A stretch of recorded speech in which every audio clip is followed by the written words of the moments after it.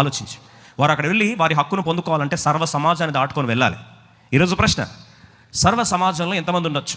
సంఖ్యాకాండం 26వ అధ్యాయం 51వ వచనం.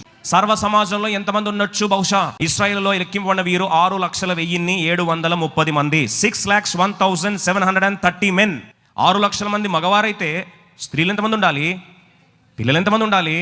అందరూ కలిస్తే కనీసం 2 మిలియన్లు 20 లక్షల మంది అన్నా ఉండాలి. 20 లక్షల మందిని దాటుకొని 5 బయలుదేరారు. అయితే వారెవరు? స్త్రీలు. అంత ఈజీనా?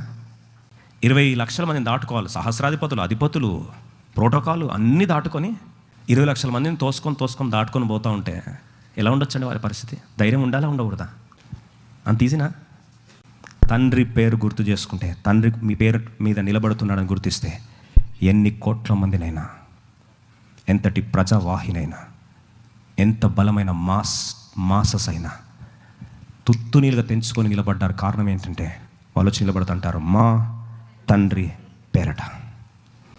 ఎక్కడి నుంచి వచ్చిందండి ధైర్యం?